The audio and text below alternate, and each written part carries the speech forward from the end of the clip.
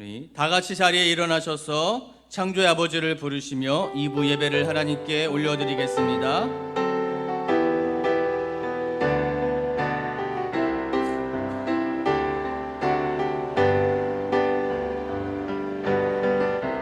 창조의 아버지 그 섭리 보이사 택하신 세대 일으키어 이 땅을 고치소서. 주의 크신 능력 만물이 사모하니 성령의 기름 부어주사 이 시간 임하소서. 주 영광 여기 임하사 열방 향해 금인 비추소서. 주의 얼굴 구할 때 주의 은혜 머무소서. 열방의 통치자 세상이 보리라. 신실한 주의 약속으로 교회는 승리하리. 우리를 돌아보사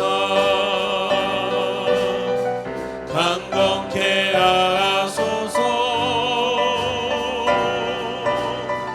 연약한 모두 벗어지고 승리케 하옵소서. 주 영광 여기 임하사 열방 향해 금인이 비추소서.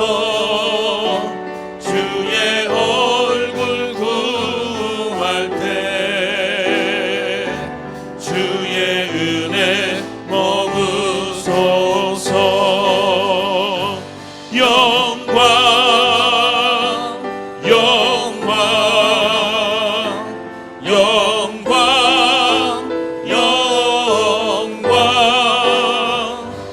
영광 영광 영광 영광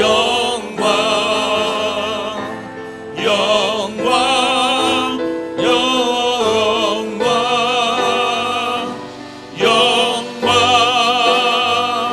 영광 영광 영광 영광.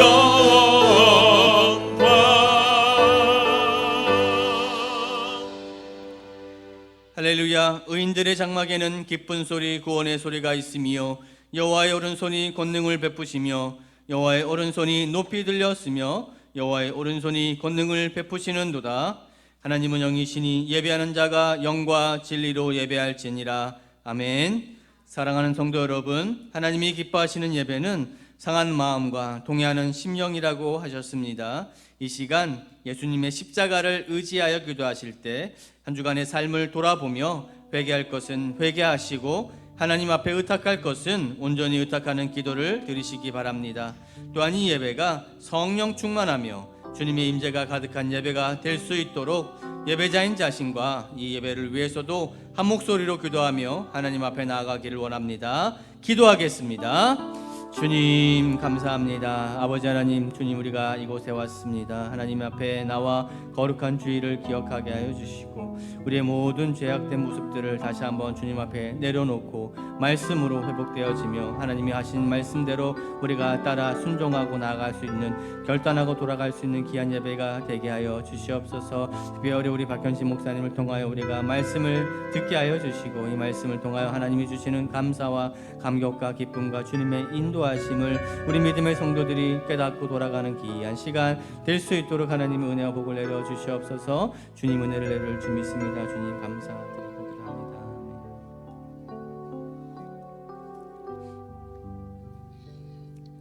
자리에 앉아 주시기 바랍니다.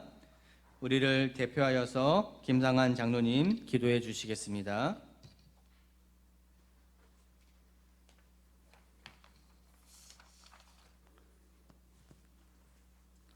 다 함께 기도드리겠습니다. 하나님 아버지, 한 주 동안 선하신 뜻대로 이끌어 주신 주님을 찬양하기 위해 이렇게 모이게 하시고 성령이 충만한 예배를 드릴 수 있게 하여 주셔서 감사합니다. 이 시간 우리가 오직 주님만 생각하며 지난주 우리들의 행실을 돌이켜보며 주님께 감사와 회개하는 시간이 되게 하여 주시옵소서. 주님을 전 인격적으로 믿고 의지하는 우리 사랑교회 성도님들 모두에게 성령의 은혜가 넘치도록 하여 주시옵소서. 행함이 없는 믿음은 죽은 믿음이라고 한 야고보의 말대로 저희들을 성령의 능력으로 강하게 붙들어 주셔서 행함이 넘치는 주님의 자녀들이 되도록 이끌어 주시옵소서. 주님, 우리 대한민국은 정치인들의 이념 전쟁 선동으로 법과 질서를 훼손시키고 있습니다. 우리 국민들을 긍휼히 여기시어 올바른 주님의 나라로 되도록 하여 주시고 서로 갈라져 있는 모든 정치인과 국민들이 합심하는 마음이 생기도록 인도하여 주시옵소서.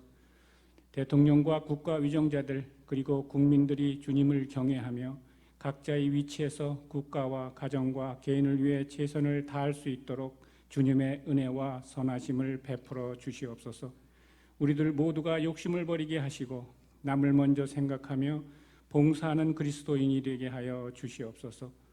영적으로 육체적으로 어려움이나 고통이 있는 성도님들을 깨끗하게 치유하여 주시고 지금 주님께 간곡히 소망하는 성령님들의 기도들을 빠짐없이 응답하여 주셔서 감사의 은혜가 넘치도록 하여 주시옵소서. 특별히 석주와 담임 목사님이 어떠한 어려움에도 주님의 사명을 감당하는 강한 영적 지도자가 되게 하시고 주님의 축복과 은혜 그리고 행복이 목사님 가정에 늘 충만하도록 하여 주시옵소서. 또한 다음 주부터 동사 목회를 위해 부임하시는 성준우 목사님도 우리 교회를 더욱더 생동감이 넘치고 영적 부흥과 축복의 통로로 이끌 수 있는 능력을 불어주시길 간곡히 기도드립니다. 또한 교회 중직자들에게도 주님께서 기뻐하시는 일을 찾아 행하게 하시고 성도님들과 함께 주님이 사랑하는 늘 넘치는 교회가 되도록 이끌어 주시옵소서. 항상 주님의 뜻을 순종하며 봉사하는 빛과 소금 같은 성도님들에게 더 많은 성령의 축복을 내려 주시옵소서. 특별히 이 시간 우리들에게 주님 말씀을 전하실 박현신 목사님에게 성령의 생동감이 넘치는 최고의 능력을 주셔서 오늘 말씀이 우리들의 생활 속에서 주님에 대한 기쁨과 감사로 나타날 수 있도록 하여 주시옵소서. 이 시간 하나님의 은혜를 찬양합니다. 감사와 기쁨으로 주님께 예배를 드립니다. 우리들의 간곡한 마음을 받아 주시옵소서. 한 주간도 우리 사랑교회 성도님 모두 착한 주님의 자녀로 주님의 사랑 안에서 축복받는 삶을 살아가도록 항상 은혜를 주시옵소서. 전능하신 우리 주 예수 그리스도 이름으로 기도드립니다. 아멘.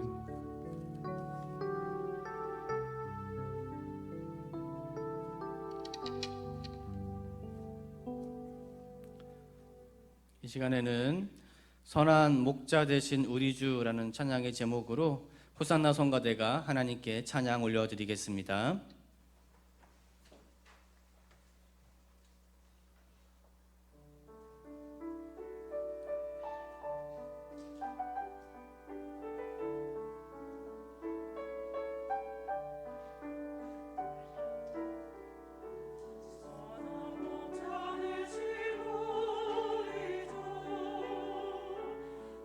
항상 인도하시고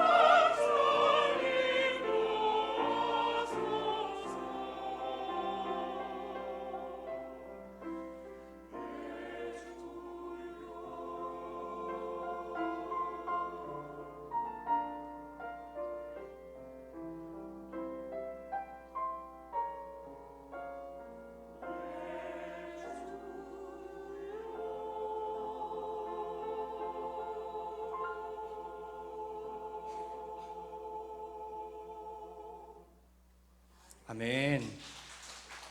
귀한 찬송 감사합니다.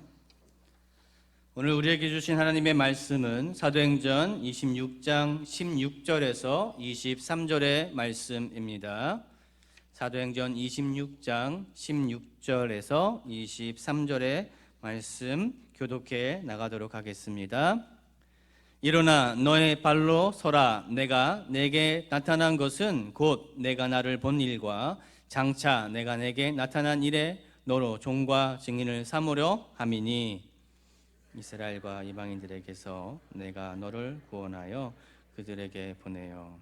그 눈을 뜨게 하여 어둠에서 빛으로 사단의 권세에서 하나님께로 돌아오게 하고 죄사함과 나를 믿어 거룩하게 된 무리 가운데서 기업을 얻게 하리라 하더이다.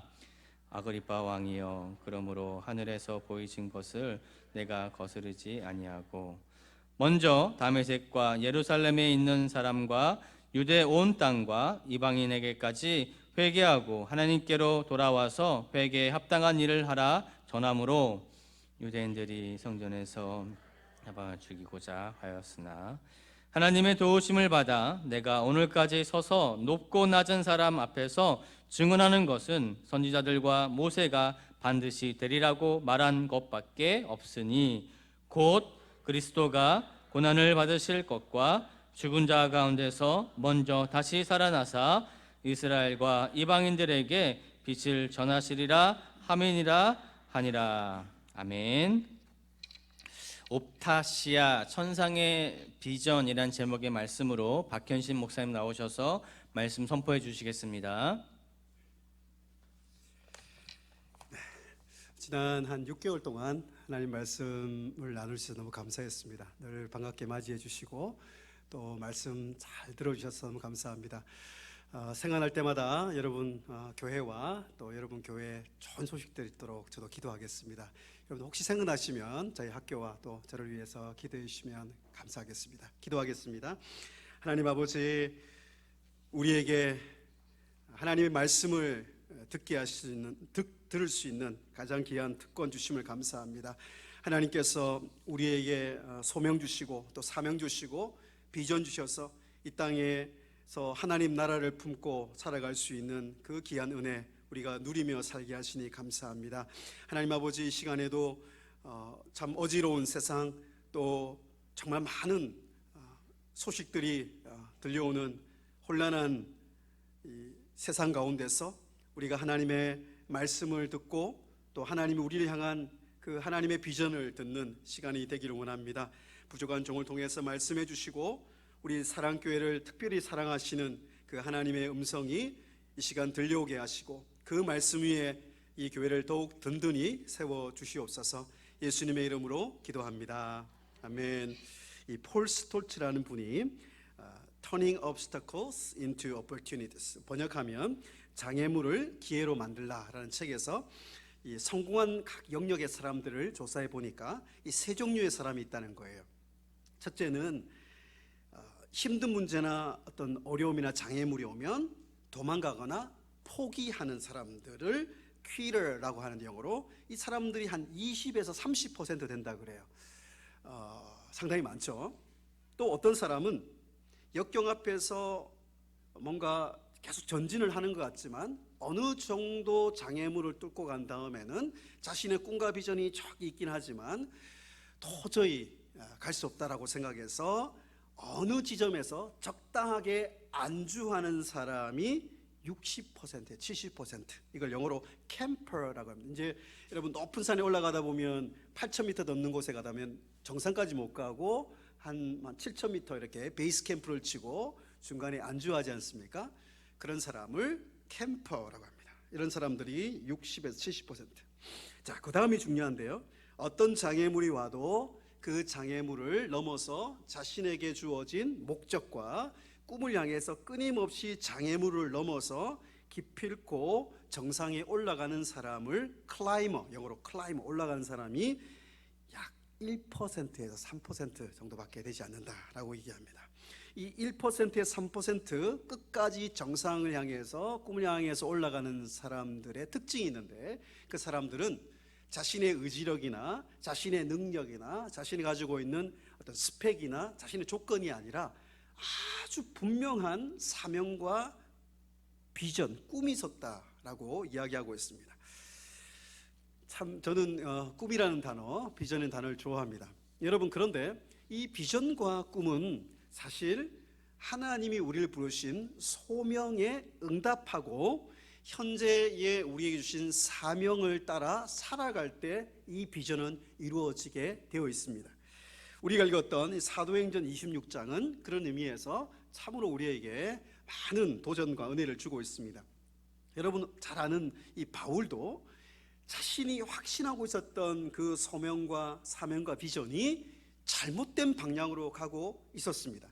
여러분, 잘못된 방향으로 가는 사람이 그 비전과 자신의 사명에 대해서 확신까지 가지고 있을 때 그 사람은 굉장히 무서운 인생을 살아가게 됩니다. 사실 저는 이제 많은 사람들 제 나이에 비해서 많이 만났습니다. 한국에서도 사역을 10몇 년 했고, 또 미국에서도 10년 이상 사역을 하면서 또 많은 사람들 만나고, 또 한국과 또 여러 중국과 여러 나라들 다니다 보면 특징이 있습니다. 사람들이 열심히 살긴 사는데 정말 물어보면 정말 내 인생은 어디에서 왔고, 이건 소명에 대한 얘기입니다. 어디에서 왔고, 또 내가 왜 살아가고, 왜 일하고, 왜 공부하고, 이건 사명입니다. 현재의 사명. 그리고 내 인생은 어디를 향해 궁극적으로 가고 있는지, 이건 비전이죠. 이 세 가지 질문에 대해서 말씀을 가지고 뚜렷하게 답을 하는 사람을 제가 별로 만나보지 못했습니다. 여러분 답할 수 있으십니까? 사울은 자신은 확신이 있다고 생각했는데 오늘 말씀에 보면 예수님께서 그 확신의 길, 그 다메섹을 향한 길을 가고 있을 때 예수님께서 사울아 사울아 두 번 부르시면서 하나님의 임재를 상징하죠. 그 사울에게 찾아오셔서 자신의 확신하고 있었던 이 소명이 잘못된 방향이었고, 너희의 사명은 하나님이 주신 사명이 아니고 네가 꿈꾸는 그 비전은 하나님 나라의 비전이 아니라고 말씀하신 순간이 오늘 나오고 있습니다. 우리가 읽지 않았지만 26장의 내용이 길게 나오고 있고, 사도행전 9장, 22장, 26장 무려 3장에서 반복하면서 이 소명과 사명과 비전에 대해서 말씀하고 있습니다. 그만큼 중요하다는 것. 여러분 자녀들을 위해 기도하고 다음 세대를 위해 기도할 때 가장 중요한 기도는 하나님, 이 다음 세대가 하나님의 소명에 응답하고 하나님의 사명을 따라 살아가고 하나님의 비전을 품고 살아가게 해달라고 기도하는 것이 가장 중요합니다. 정말 열심히 살고 열심히 공부하지만 하나님의 사명이 아니고 하나님 비전이 아니라면 그 열심이 무슨 의미가 있겠어요? 반대로 우리 사랑하는 사랑교회 성도님들은 정말 하나님이 나를 부르셨고 하나님이 나를 지금 살아가게 하시고 그 사명 따라 살아가게 하시고 하나님이 나의 그 비전, 우리 공동체의 비전, 교회를 향한 비전, 그리고 우리 나라를 향한 비전을 따라서 내가 살아가고 있다면 중간에 어떤 어려움이 있거나 어떤 고난이 있어도 그 인생 가장 복된 인생 아닙니까?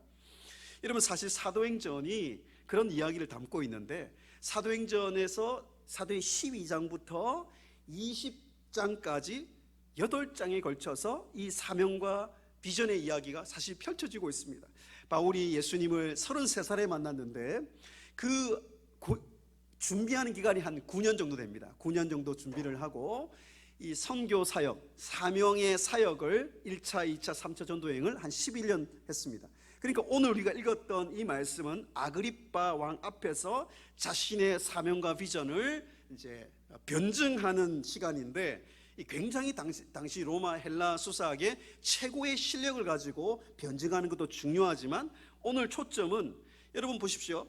그 성공적인 사역은 약 8장 정도만에 그 마무리가 돼요.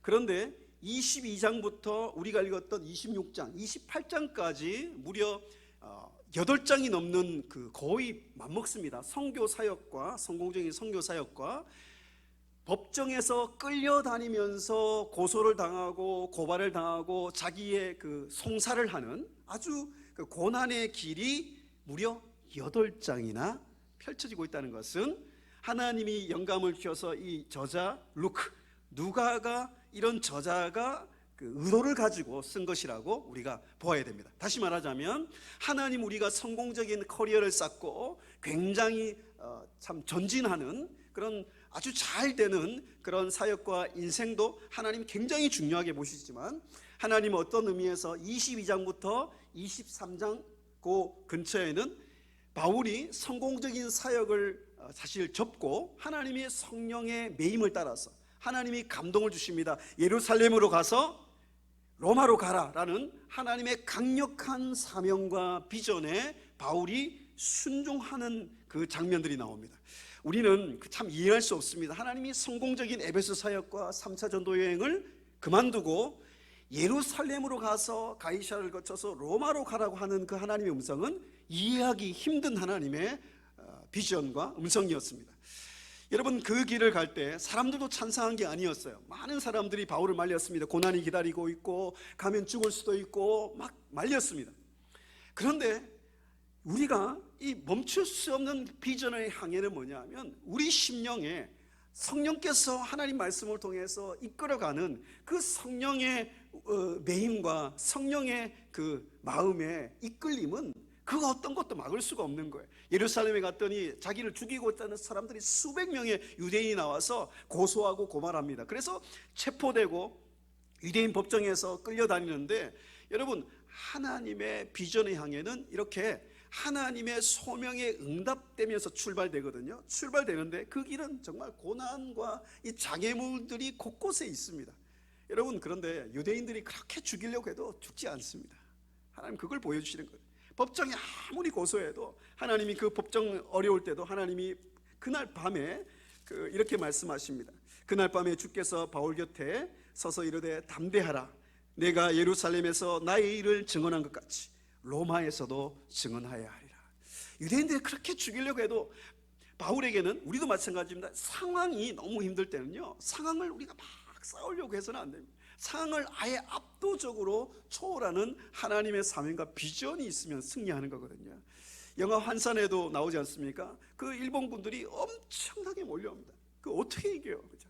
다 포기하고 다 죽겠다고 얘기하는데 이렇게 얘기합니다. 우리에게는 압도적인 승리가 필요합니다. 그러니까 압도적인 승리의 근원은요, 하나님의 관점에서 이 상황을 바라보고 우리를 로마로 가게 하시는 하나님의 비전의 눈이 필요한 거죠. 이게 결정적인 순간마다 하나님 말씀하시는 거예요. 여러분, 감옥에서 그 음성이 들렸을 때 얼마나 담대해졌을 거예요. 그래서 24장 펠릭스 총독 앞에서 끌려다니면서 신문을 받습니다. 그럴 때도 담대하게 하나님의 말씀을 전하고 하나님의 비전으로 이겨내거든요. 그래서 이제 또 끌려가서 펠릭스, 또 아그리빠, 이렇게 끌려다니면서 이제 로마의 그 고위 총독과 왕들에게 사실은 죄수로서 끌려다닌 장면이 24장, 25장, 26장이 납니다. 여러분, 이걸 어떻게 이겨낼까요? 뭘 잘못했습니까? 그죠? 하나님의 복음을 따라 사명을 따라 순종했을 뿐인데, 이런 또 재판도 엄청나게 끌어요. 이 펠릭스도 끌고 또 앞에서 베스도 총독 들고, 이게 재판이 끝이 안 나는 거예요. 사실 이렇게 자기가 이제 재판을 이렇게 사실은 미루고 이런 과정이 2년 동안 계속됩니다. 그 2년 가이사랴 감옥에서 여러분 비전이 깨지거나 없어지지 않습니다. 여러분, 이 감옥에서 2년 동안 한 이야기를 왜 이렇게 길게 쓰고 있을까요? 그 2년의 가이사랴에서 감옥에서 그 소명에 응답한 그 하나님의 그 소명의 그 스토리의 마지막 클라이막스가 26장 우리가 읽었던 말씀입니다.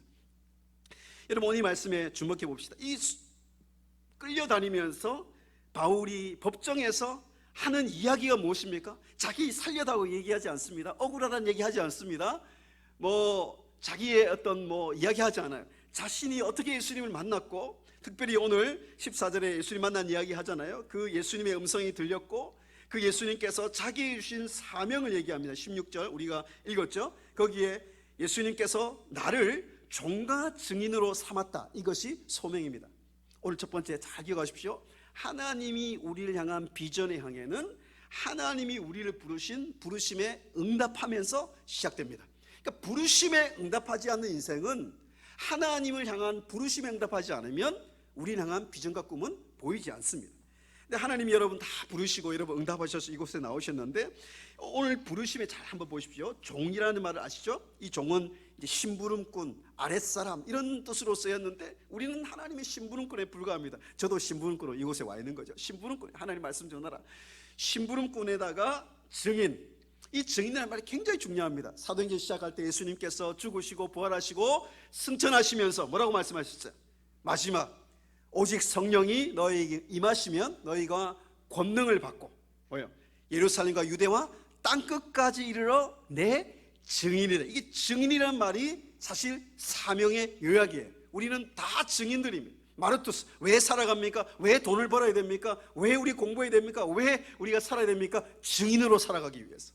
이 증인이라는 이 사명을 잃어버린 순간 우리는 사실 생존을 위한 삶이 될 수가 있거든요.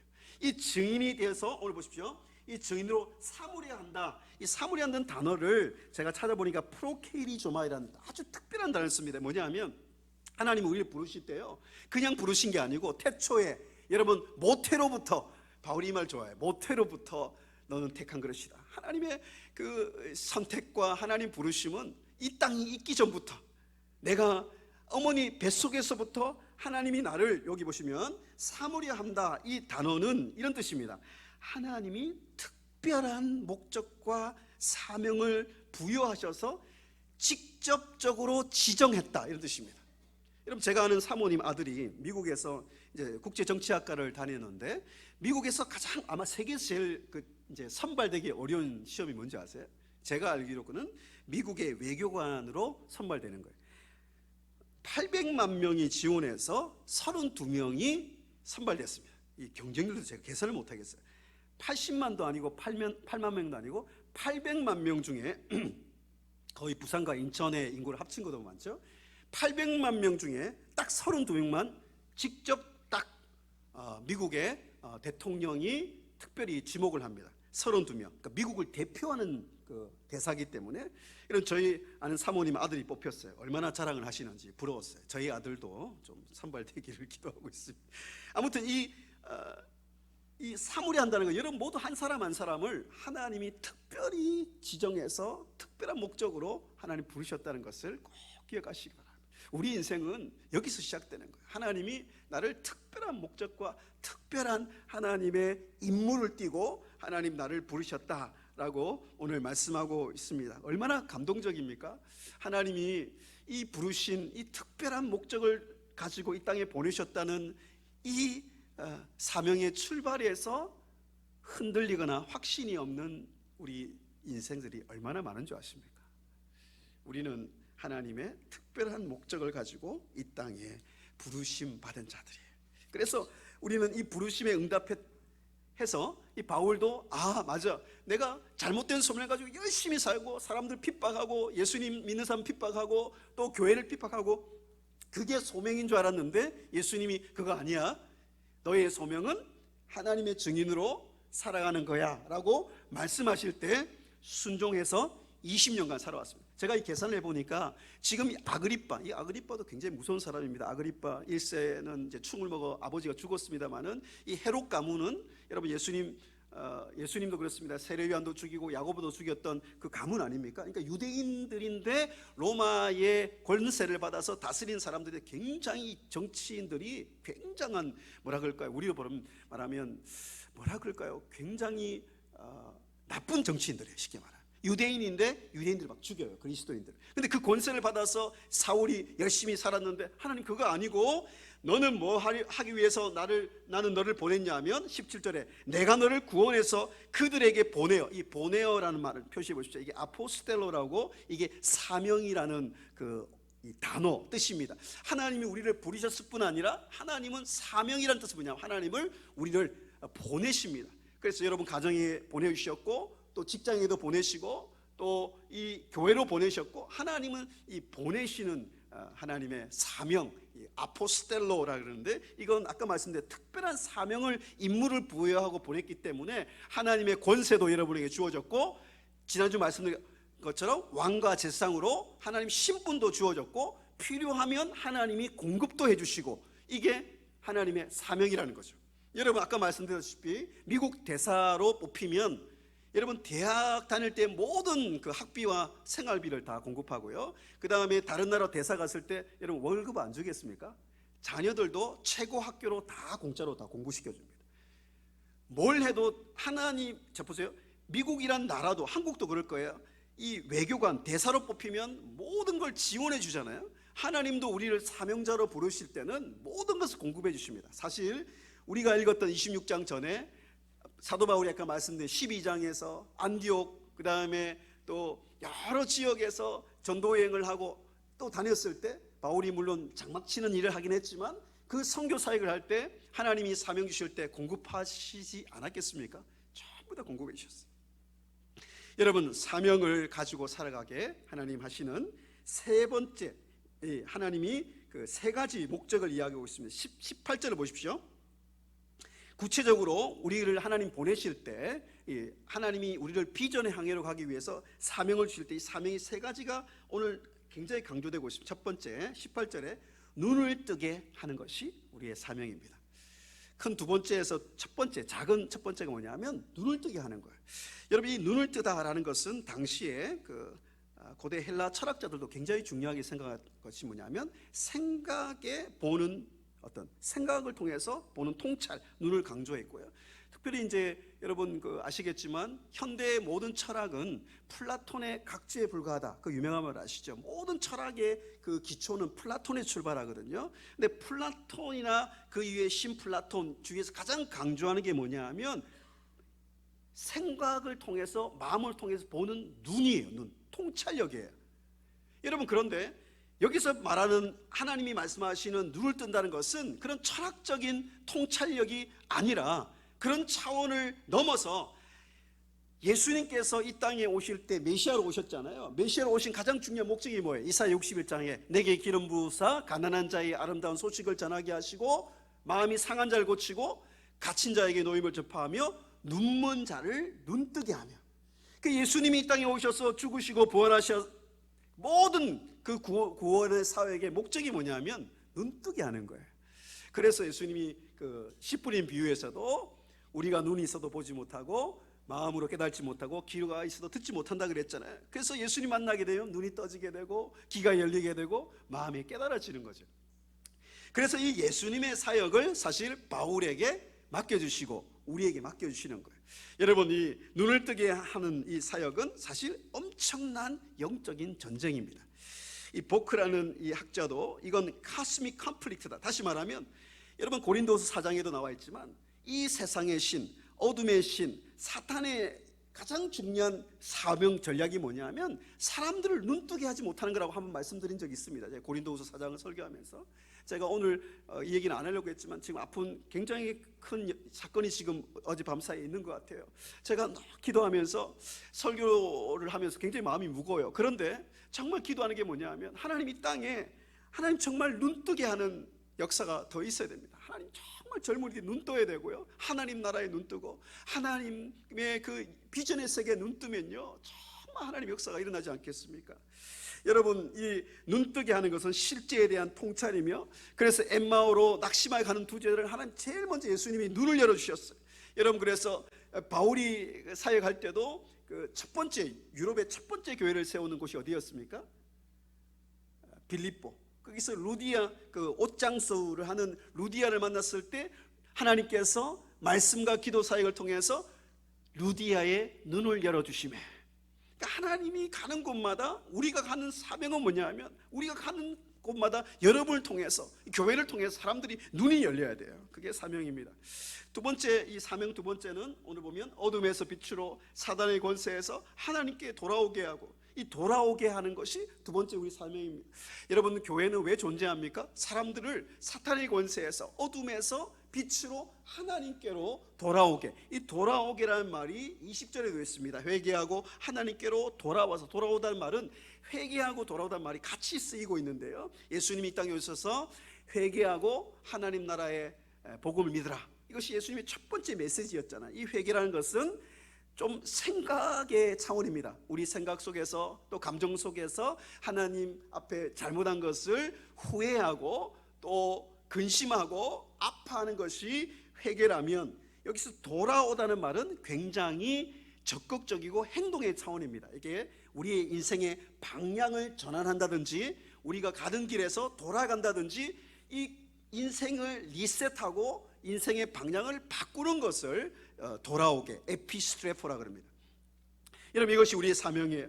그러고 보면 죄송하지만 저는 너무 감사한 게 뭐냐 하면 제가 한 6년 정도 사역한 것 같은데 저희 학교에서 사역하고 있고 사람들을 돌아오게 하는 일에 쓰임받는 일이 가장 저는 행복한 것 같아요. 청소년들, 특히 청년들, 그리고 이제 주위에 이 복음을 알지 못하는 사람들에게 정말 하나님 말씀을 전하고 또 복음을 전하고 또 후원을 하고, 그죠? 하나님께 돌아오게 되는, 이 돌아오다는 말을 다시 말하면 사탄의 통치, 사단의 나라의 통치받던 인생에서 하나님의 통치를 받는 인생으로 완전히 영역이 옮겨가다, 그런 뜻입니다.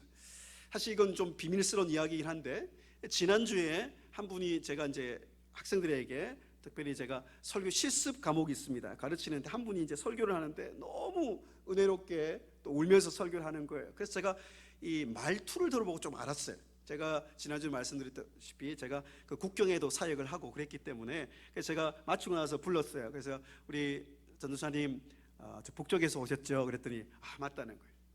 그래서 스토리를 들었습니다. 제가 길게 말씀 못 드리겠고 정말 눈물 없이 못 듣는 이야기. 정말 죽음을 무릅쓰고 거기서 탈출해가지고 어떻게 정말 삼국을 거쳐가지고 정말 죽음의 고비를 여러 번 넘겨서 이곳에 와서 정말 감사한 게 뭐냐면 원래 몰랐대요. 복음을 몰랐다가 이곳에 와서 정말 북쪽에서 오신 분들이 지난주에도 한 분이 극단적인 선택을 하고 정말 살기가 힘들대요. 그러니까 생각도 너무 다르고 문화도 다르고 이곳에 오면 다 행복할 줄 알았는데 그곳에서 못 가지던 걸 많이 가질 수 있대. 마트에 가면 제일 놀란대. 이 마트가 제일 놀라운 장면이라고. 먹을 게 이렇게 많고 또 나름대로 잘 살게 되었는데 그쪽에서 비하면 이 얘기를 하더라고요. 그런데 마음의 그 공허함과 마음의 그 무거운 것을 이겨낼 방법을 못 찾는 거예요. 그러다가 어떤 모임에 갔는데 그 모임에서 어떤 여자분이 이 성경을 가르쳐 준 거예요. 그래서 자기의 눈이 열리고 이 복음을 알고 오늘 말씀처럼 하나님 나라의 기업을 얻게 했다 그랬죠. 이게 세 번째 사명인데 재용서를 받을 뿐 아니라 자유함을 얻었을 뿐 아니라 사단의 권세에서 정말 그 나라는 정말 엄청난 억압의 통치 아래에 있지 않습니까? 그 가운데서 하나님이 완전히 나라를 옮겨주시고 우리 완전히 인생을 옮겨주셔가지고 이 하나님 나라의 통치를 받는 그 안에 모든 축복이 다 있잖아요. 그죠? 그분의 간증을 들으니까 이게 리얼하게 다가오는 거예요. 나는 이곳에 살고 있지만 잘 몰랐구나. 우린 가고 싶은 곳에 다 가고 예배 드리고 싶으면 또 불편하지 않으면 여러분 오고, 그죠? 우리 한국에서 많은 것을 누리는 것은 이 나라의 통치를 받고 있기 때문입니다. 그런데 우리는 그것을 이제 익숙해지니까 감사한 줄 모르죠, 그죠?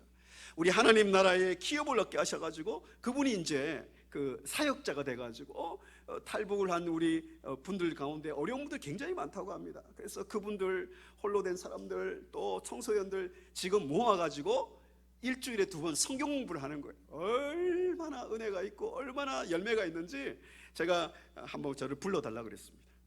아무것도 필요 없으니까 꼭 거기서 제가 복음 전하게 해달라고. 곧 제가 아마 그 모임에 가서 복음 전할 것 같습니다. 오늘 이 세 가지 사명을 통해서 하나님이 바울에게 주셨던 거 뭐냐면 이 강조하는 것은 20년 동안 33살부터 오늘 이 본문 말할 때 53살에서 54살 정도 될 것 같습니다. 그때 이미 20년 동안 하나님 주신 이 소명과 사명을 감당해 왔던 그 뜨거운 불이 여기서 느껴지십니까? 그리고 여기에서 멈추지 않습니다. 아까 제가 말씀드렸죠. 적당히 어떤 곳에 목표를 이룬 다음에 안주한 사람을 캠퍼라 그랬습니다. 여러분, 하나님의 사람들은 중간에 그만두는 키로도 아니고 또 어느 곳에 어느 정도 성공했다고 어느 정도 내가 하나님 앞에 충성했다고 적당히 안주하는 캠퍼도 아닙니다. 여기서 하나님께 주신 마지막 세 번째 비전 향의 비전을 이야기하고 있습니다. 19절이 오늘 가장 중요한 말씀인데 아그리빠 왕이여 그러므로 하늘에서 보이신 것을 내가 거스르지 아니하고 하늘에서 보이신 것 이게 원어로 옵타시아 우라누스 다시 말하면 이 하나님께서 천상의 하나님 나라에서 말씀을 통해 내게 주신 미래에 그려질 하나님의 축복의 그림, 비전, 픽처 그게 하늘에서 보이신 것입니다. 이미 사실 아까 말씀드린 대로 우리 삶 가운데는 이 바울처럼 과거에 이 비전을 경험한 적이 있습니다. 그죠? 아까 그 사명에 충실하게 하나님의 말씀에 소명에 사명에 우리가 충성될 때 사람들이 눈뜨고 또 사람들이 돌아오고 사람들이 하나님 나라의 은혜를 경험하고 바울도 20년 동안 경험해 왔어요. 그죠? 에베소에서도 그 아데미 여신을 섬기고 마술을 하고 잘못된 우상을 섬기고 사람들이 잘못된 방향으로 갈 때 하나님 복음을 전했을 때 그 사람들이 돌아오거든요. 헬라 기부인들도 돌아오고 또 어떤 장수들 돌아오고 점치는 사람도 돌아오고 귀신 들렸던 사람도 돌아오고 많은 사람들이 돌아온 것을 경험했어요. 비전은 그래서 미래 일이 아니라 과거에 시작되었고 지금도 계속되고 있고 앞으로 계속될 것이 하나님의 천상의 비전입니다. 어제 그 아픈 그 역사를 제가 들으면서 저는 너무 안타까우면서 마음속에 첫 번째 드는 생각이 뭐냐 하면 그들에게 복음을 전했더라면 그 문화가 없어져야 되는데, 그죠? 하나님이 그 영혼들 얼마나 안타까워하시겠어요, 그죠? 여러분, 오늘 이 하늘에서 보이신 것을 거스르지 않다는 말은 이제 부정 강조이죠. 거스르지 않는다는 말은 조금 더 긍정적으로 표현하면 wholeheartedly obedient. 나는 전심으로 천상의 비전을 저는 순종해 왔습니다. 또 순종하고 있습니다. 앞으로 순종할 겁니다 라는 뜻입니다. 이 옵타시아라는 비전은 하나님이 초월적인 어떤 역사를 통해서 우리 인간의 영혼 안에 허락하신 하나님의 영적인 시각, 이것이 옵타시아라고 할 수 있습니다. 여러분, 이 비전을 품는다면 우리 인생이 얼마나 복되겠습니까? 교회도 기억하십시오. 교회는 하나님의 비전의 이 공동체입니다. 이 교회는 개인도 그렇고 또 가정도 그렇고 나라도 그렇고 하나님이 이 비전을 가지고 이끌어 가신다고 오늘 말씀하고 있습니다. 하늘에서 보이신 것. 여러분, 하늘의 비전을 따라서 과거에 순종해 왔고 지금도 50대 중반이 되었지만 바울은 하나님이 주실 마지막 그 비전을 향해서 달려갈 결심을 하고 있습니다. 여러분, 그 비전의 땅이 어디일까요? 아까 말씀드린 대로 그 에베소에서 자기의 항로를, 비전의 항로를 완전히 항로를 바꿀 때 하나님이 로마에 가서도 복음을 전해야 되리라 19장에 말씀하고 있거든요. 또 아까 유대 감옥에서도 하나님께서 로마에 가서 복음을 전해야 하리라. 그것이 비전의 하나님의 땅이었습니다. 오늘 이 사실 이 신문을 받으면서 나 같으면 저 같으면 이미 충분히 다 최선을 다했으니까 하나님 저 이제 자유롭게 풀어주십시오. 기회가 있었어요. 로마의 그 황제 시저에게 내 그 재판을 호소하지 않았다면, 그때는 호소할 수 있거든. 로마 시민권자였으니까 호소하지 않았으면 죄가 없으니까 풀려났어요. 그럼 우리가 얼마나 좋았겠어요. 그런데 그 순간에 판단하는 것도 정말 내가 이렇게 선택을 하면 더 어려운 길이 되겠다, 내가 로마로 다시 끌려갈 수 있겠다라고 충분히 알았음에도 불구하고 풀려날 기회를 포기하고 로마로 황제에게 자신이 그 법정을 호소합니다. 얼마나 멋있습니까, 그죠? 편한 길 다 놔두고, 그죠? 하나님의 비전의 땅을 향해서 가고 있습니다. 여러분, 오늘 이 말씀이 어떻게 끝납니까? 이 법정에서 풀려나는 것이 아닙니다. 하나님께서 27장에 보면 이 가이샤라는 곳에서 법정에서 배를 타고 하나님의 그 비전의 땅 로마로 가고 있는데, 여러분, 이 사람들은 사실 그냥 죄인을 호송하는 거에 불과해요. 그러나 하나님이 보실 때는 이 항해는 비전의 항해입니다. 우리 인생은 비전의 항해입니다. 우리의 신앙생활도 비전의 땅을 향해 가는 비전의 항해입니다.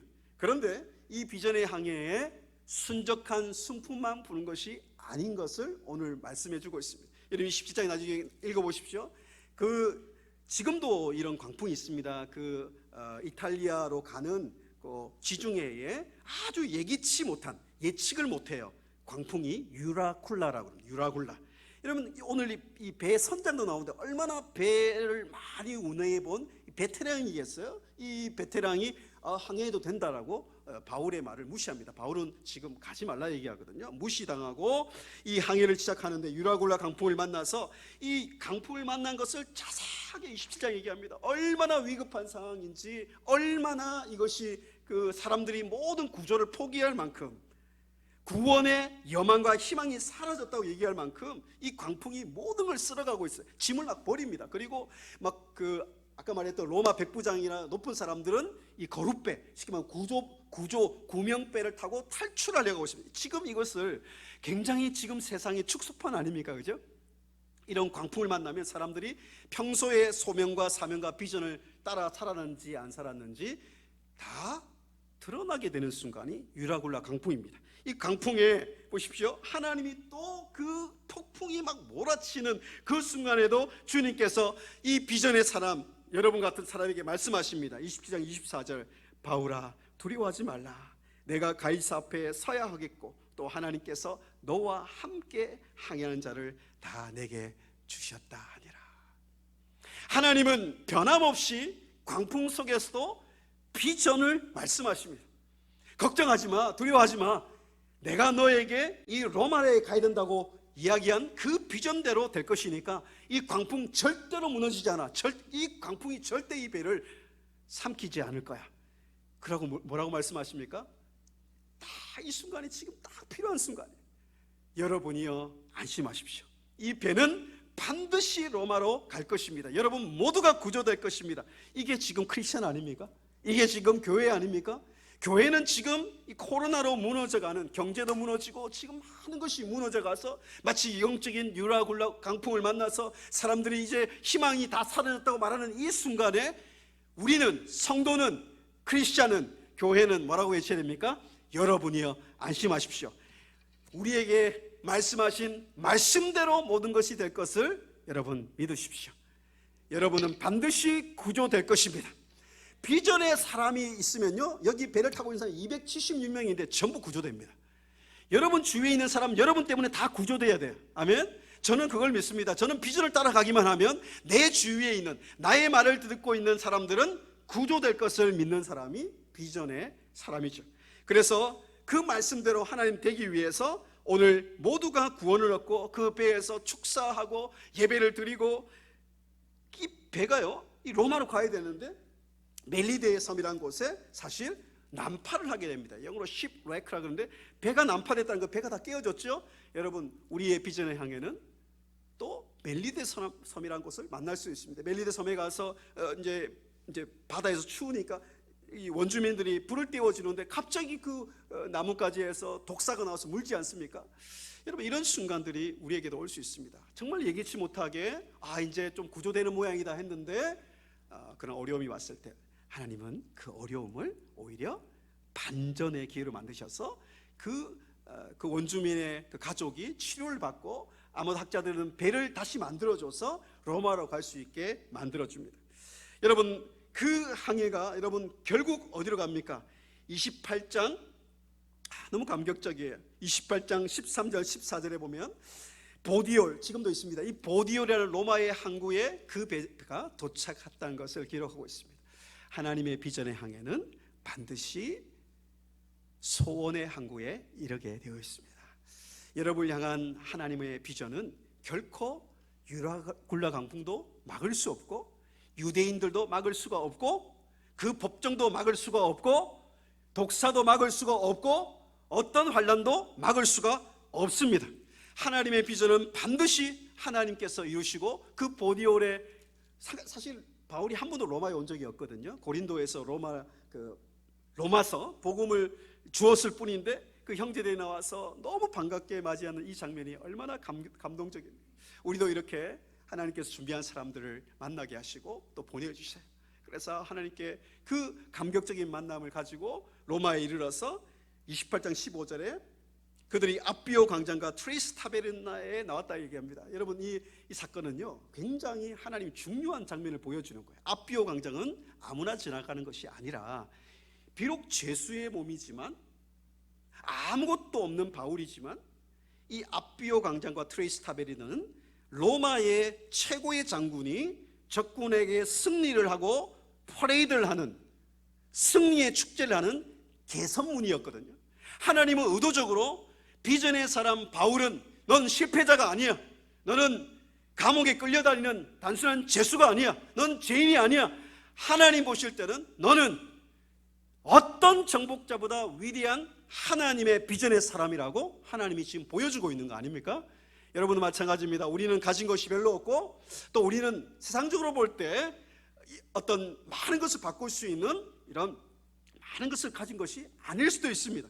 초라할 수도 있습니다. 실패자처럼 보일 수도 있습니다. 그러나 하나님 보실 때는 로마로 가니라, 로마의 아비오 광장을 개선문을 통과해서 이 로마를 아까 주셨던 그 사명을 가지고 복음을 가지고 변화시킬 하나님의 비전의 사람이라고 말씀해주고 있는 거죠. 여러분을 통해서 영적인 로마, 이 한국 땅이, 이 대치동 땅이 여러분을 통해서 변화될 것을 믿고 기도하시기 바랍니다. 축복합니다. 여러분의 이 교회를 향한, 사랑교회를 향한 하나님의 비전이 영적인 로마 땅을 통해서 이루어질 것을 믿고 기도합니다.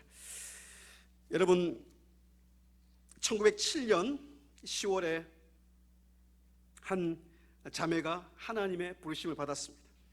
이 자매는 20대에 하나님의 그 사명을 받고 하나님의 그 사명에 순종해서 시애틀 미국에서 배를 타고 그 많은 폭풍을 뚫고 조선 땅에 왔습니다.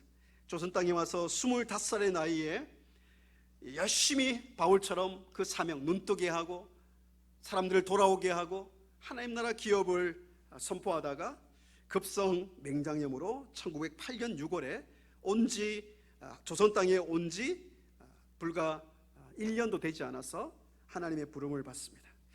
그 부름 받기 전에 이렇게 편지를 쓰고 있습니다. 저는 여기서 너무 행복합니다. 심지어 나의 간절한 소원이 이루어지는 것을 보고 있습니다. 나의 소원이 점점 더 날마다 아름답게 커져가는 것 같습니다. 만일 내게 1000개의 생명이 있다면 그 모두를 조선을 위해 바치고 싶습니다. 제가 목회할 때 우리 성도들과 그 묘비에 간 적이 있습니다. 그 양화진의 묘비에 가서 제가 보았던 묘비에 이렇게 마지막에 기록되어 있습니다. If I had 1,000 lives to give, Korea should have them all. 만약 내게 1000개의 생명이 있다면, 목숨이 있다면 한국이, 조선이 그 1000개를 모두 가져야만 합니다. 조선에 가야 하리라. 이 비전을 품고 1년이 안 되어서 하나님 부르심 받았지만 이 캔드릭이라는 이 청년의 비전을 통해서 이 영적인 로마와 같은 이 조선 땅이 그 로마가 복음화된 것처럼 이 한국에 수많은 크리스천이 나왔지 않습니까? 여러분, 우리 인생은 무엇으로 남을까요? 저는 이 말씀을 준비하면서 제 묘비에 쓸 말을 기록해 보았습니다. 설교자로 살고 설교자를 키우며 살다. 여러분, 마지막 순간에 주님께서 여러분을 맞이하실 때 바울을 그 로마 형제들이 맞이한 것처럼 주님이 여러분을 맞이하실 때 여러분 이렇게 고백하면 좋겠어요. 나의 달려갈 길을 마치고 나의 선한 싸움을 다 싸우고 저의 믿음을 지켰습니다. 주님의 그 비전을 따라 살다가 왔습니다. 그렇게 고백하는 여러분 되시기를 축복합니다. 기도하겠습니다. 하나님 아버지, 자격 없는 우리를 태초가 생기기 전에 하나님 이 땅에 나를 어머니 뱃속에서 생기기도 전에 나를 하나님 나라의 소명자로 불러주심을 감사합니다. 이 땅에 소명 없이 방향 없이 살아가는 수많은 사람들 속에서 오늘 바울에게 주신 또 우리에게 주신 사명처럼 우리를 눈뜨게 하시고 먼저 예수 그리스도를 만나게 하시고 하나님 나라의 유업을 주심을 감사합니다. 이 하나님 나라의 이 복음을 우리가 누리고 살아가면서 주님 우리에게 또한 천상의 비전, 하늘의 비전을 주심을 감사합니다.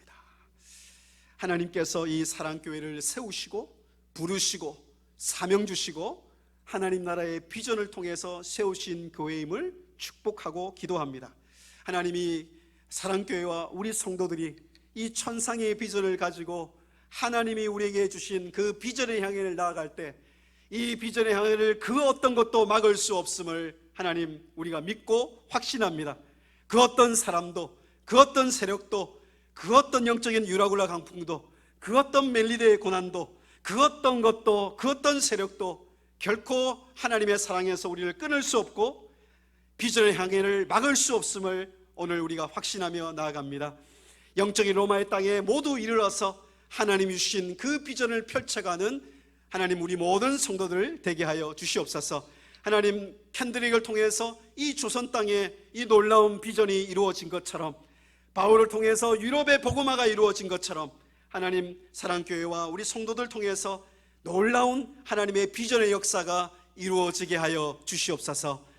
주님 마지막 주님 앞에 섰을 때 주님 앞에 이 비전의 놀라운 고백을 주님 앞에 하며 설 수 있도록 주님 우리 인생을 주님 앞에 올려드리오니 받아 주옵소서. 예수님의 이름으로 감사하며 기도합니다. 아멘.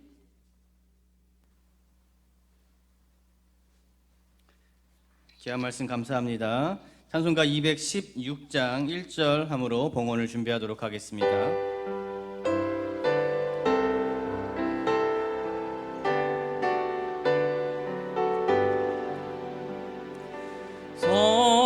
성자의 귀한 몸 날 위하여 버리신 그 사랑 고마워라. 내 머리 숙여서 주님께 비는 말 나무어 주님께 바치리까. 참 좋으신 하나님, 베풀어 주신 은혜와 사랑에 감사와 찬송과 영광을 올려드립니다. 주께서 우리에게 허락해 주신 이 삶 가운데 모든 것들을 내어놨던 바울처럼 우리 또한 주님의 그 여정에 따라, 그 순리에 따라, 섭리에 따라 순종하며 달려갈 수 있는 믿음 허락하여 주시고 끝까지 충성하며 달려가는 성도들 되게 하여 주옵소서. 이 시간 지금까지 베풀어 주신 하나님의 은혜에 감사하며 또 앞으로 부어주실 은혜를 사모하는 마음으로 귀한 예물을 드리기를 원합니다. 우리 예물과 함께 우리의 간절한 기도의 제목도 올려놓사오니 기쁘게 받아 주옵시고 우리가 생각하는 것이나 구하는 것에 더욱더 넘치도록 채워주시는 하나님의 은혜와 응답과 기적을 허락하여 주옵소서. 모든 말씀 우리에게 항상 좋은 것 주시기를 기뻐하시는 예수님의 이름으로 기도합니다. 아멘. 우리 2절과 4절 드림으로 봉헌하도록 하겠습니다. 지금도 날 위해 간구하심 이 옅은 믿음이 아옵나니 주님의 참 사랑 고맙고 놀라워 찬송과 기도를 쉬지 않네. 만 가지 은혜를 받았으니 내 평생 슬프나 즐거우나 이 몸을 온전히 주님께 바쳐서 주님만 위하여 늘 살겠네. 아멘.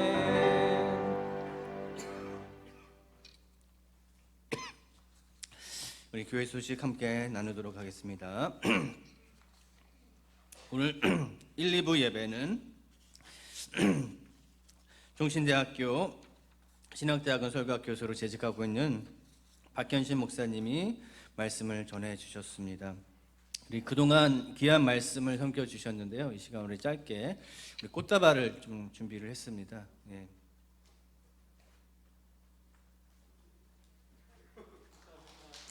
박수로 우리 감사의 들어가도록 하겠습니다. 우리 목사님이 작년 12월부터 해서 우리 교회를 7개월 정도 말씀으로 섬겨 주셨습니다. 우리 정말 귀한 말씀 듣고 있었는데요. 아쉽게도 이번 주가 마무리되고요. 다음 주에 또 우리 새로운 우리 성준호 목사님이 오시게 됩니다. 다시 한번 우리 박수로 우리 또 우리 감사의 찬양 부탁드리겠습니다. 오늘의 양식 11호로가 나왔습니다. 사무실에서 잘 판매 중에 있습니다. 우리 집중 비전 기도문이 나왔습니다. 온 교회가 한 마음 한 목소리로 집중력 있는 기도를 올려드리기를 원합니다. 11월 3일 당회 정기당회가 있습니다. 부임이 있죠. 예고입니다. 다음 주일 11월 6일 성준우 담임 목사가 부임하게 됩니다. 목사님의 가정과 사역을 위해서 많은 기도 부탁드립니다. 12월 17일 토요일에는 오후 3시 담임 목사 위임식 및 장로 안소집사 권사 임직식이 있을 예정입니다. 다 기억해 주시기 바랍니다. 우리 다 자리에 일어나셔서 하나님께 찬송 올려드리겠습니다.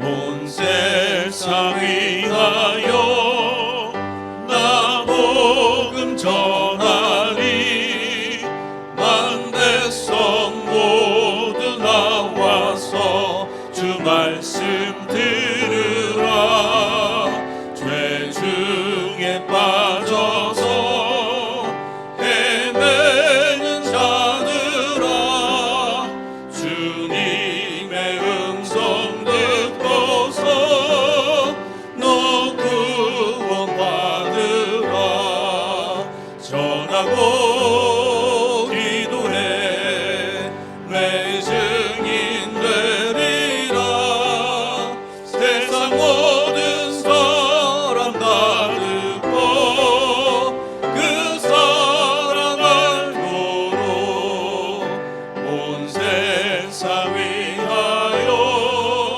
이 복음 전하리 저 죄인 회개하고서 주 예수 믿으라 이 세상 구하려 주 돌아가신 것 나 증거하지 않으면 그 사랑 모르리 전하고 기도해 매일 증인 되리라 세상 모든 사람 다 듣고 그 사랑 알도록 온 세상 위하여 주 은혜 임하니 주 예수 이름 힘입어 이 복음 전하자 먼 곳에 나가서 전하지 못해도 나 어느 곳에 있든지 늘 기도 힘쓰리 전하고 기도해 매일 증인 되리라 세상 모든 사람 다 듣고 그 사랑 알도록 박현신 목사님 나오셔서 축도해 주심으로 예배를 마치겠습니다. 주 예수 그리스도의 은혜와 하나님의 한량없는 사랑과 성령의 교통하심이 하나님의 소명과 사명에 응답하여서 하나님의 비전의 항해를 따라 살아가며 하나님의 사랑으로 넉넉히 이기는 그리스도인으로 살아가기를 원하는 사랑교회 성도님들과 그 가정과 그 직장 위에 지금부터 영원토록 함께 있을지어다. 아멘.